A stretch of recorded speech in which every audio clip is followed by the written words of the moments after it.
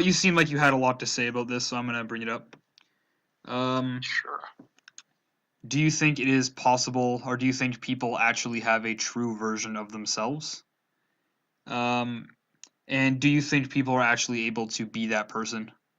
Because sort of what I believe, or how I'm going to introduce this, is I sort of believe that the thing that makes you is just going to be all your experiences and the things you're around. Um, so if depending on where you're born, you're going to say different things, and the way you say them is going to be different. You're going to sound different when you say them. You're going to be around different people and see different things and get new experiences, which make the person you are. So it's really like, if somebody has a true version of themselves, how would they ever actually know? Because there's always going to be barriers in their day to day life that stop them from getting to that. Like, what if they're the true version of themselves um, was an extremely like passive aggressive, judgmental person, but based on the way they were raised, they're not like that at all. It's like, how would that really be the true version of themselves Okay. if they weren't able to act like that? Yeah, I'm gonna bring this up right now since you just mentioned passive aggressive person.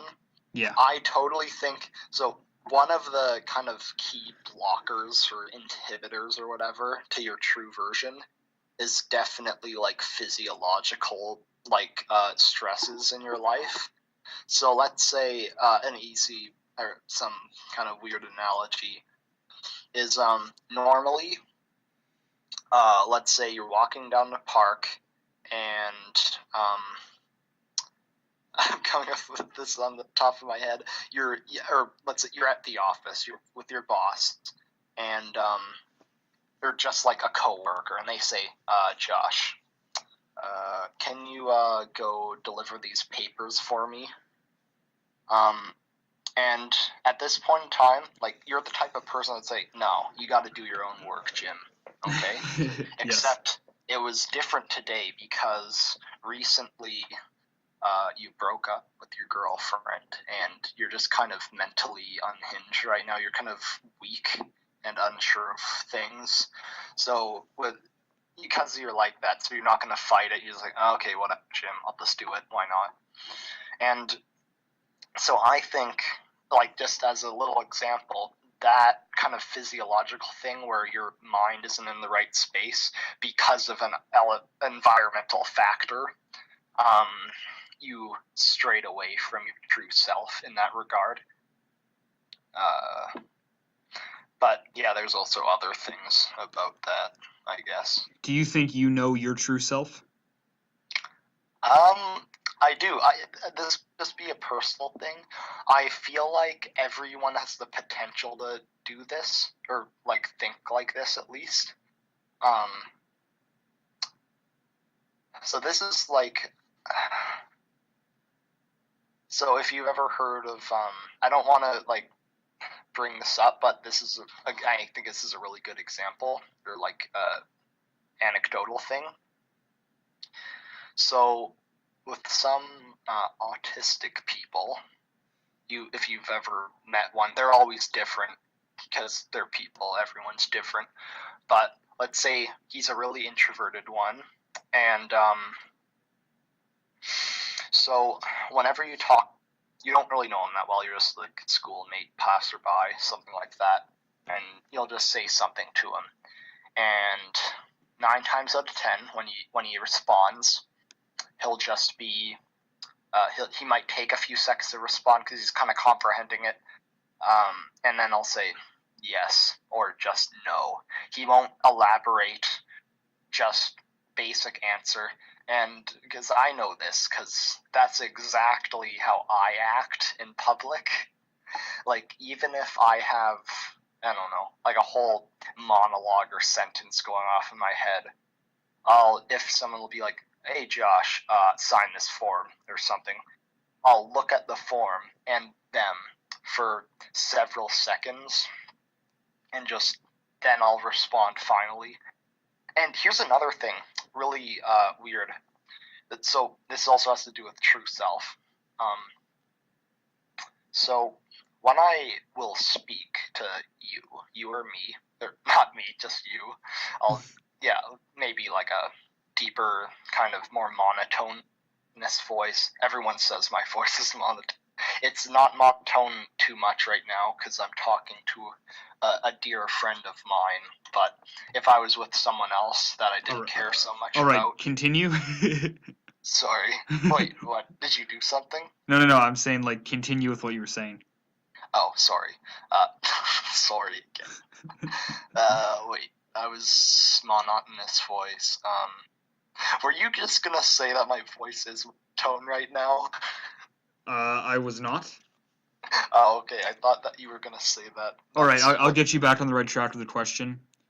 What? Do you think that if somebody had a true version of themselves, do you think that it would change over time, or do you think that it's just something that is born within Okay, someone yeah. and is always What the I same? was trying to get to was everyone has the true version of themselves, Yeah. but it will change based on environment or like different physiological factors. So when I'm doing that monotonous voice, whatever you want to call it, not being able to speak very well, that isn't my true version. It's just that maybe a social inability or whatever, but that is blocking my true self. But when I am talking in my head or I'm talking to one of my dearest friends, I will definitely be close, very close to the true version of myself. Because, and this isn't even like, this is probably only for me or very few people. I don't know at all. I haven't lived in other people's bodies, but like when I said I'll act differently, I do act differently, like, and I'm physically incapable of acting the other way. So if I'm in my robot form and I'm talking to someone, I'm like, no matter how hard I try to push it, I just can't. I can't talk in a less monotone voice, and I can't speak faster. It's just something's blocking me from doing that. But then when I'm with my friends or something in a good place, it'll be pretty dang hard for me to go back to my robot form there. Yeah. I guess, and that's kind of like, I guess in a way, social aspects also can affect your true self, and I think that's with everyone differently around different people. Yeah, I understand where you're coming from. I guess it's hard to wrap my head logically to wrap my head around there actually being like a true version of you that you're supposed to follow. Because I think there's just, but it goes back to the whole how much control do we actually have over what happens and stuff. Oh, But, you don't have to put this in the video, but or whatever. There's this YouTube channel I absolutely love. I think I actually mentioned it another time. It's called What I've Learned, but it's basically like health stuff, except this is his one video on his channel that isn't like fact-based.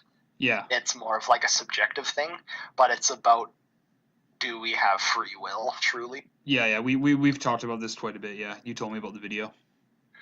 Yeah, it's damn cool.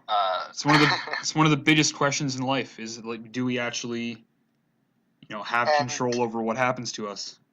So when I before I watched the video, or it's a two-part videos, I said, what are you talking about? Of course we have free will. And then when I watched through them, I thought, he brought up really good arguments, and then I thought, wait, I think you're right. We don't have free will, at least in the way you're explaining it.